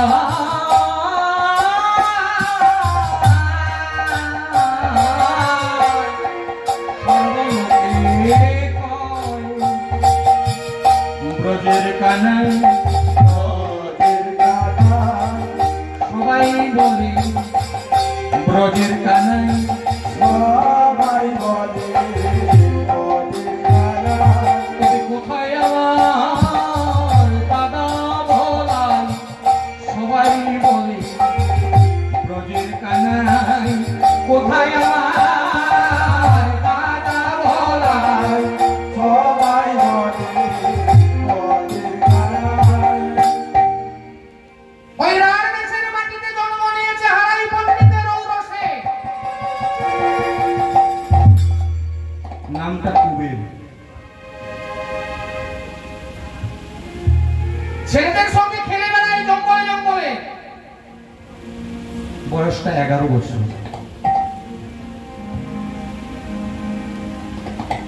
আজকে বনের মধ্যে গিয়ে কতগুলো রাখাল ছেলেদের সঙ্গে মিশেছে। ওদের নামগুলো কি জানেন?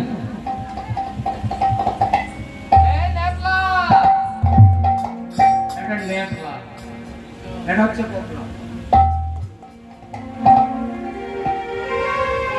এই নেপলা কোপলা হাগলা। আজকে না আমরা একটা নতুন খেলা খেলবো, জানিস কি খেলা? আমরা আজ খেলবো না একটা খেলা, সেটা হচ্ছে রাম নামের খেলা। এখন রাম নামের খেলা খেলতে গেলে খোল লাগে, করতাল লাগে। তাহলে বনের মধ্যে খোল করতাল পাবো কোথায়? ওই কুবের বলছে, ভাই এই দেহটার নাম আমাদের খোল, দেহ খোল। খোল লাগে না, এই দেহ খোলটাকে বাজাতে হয়। দেহ খোলটাকে বাজিয়ে আর ভগবান আমাদেরকে দিয়েছে করতাল। হাতটাকে কি বলা হয় একটা ভাষায়? কর বলা হয় না? কর, করে তাল, করে তাল। তাহলে দেহটা খোল আর এটা করতাল। আমরা আজকে রাম নামের খেলা খেলবো।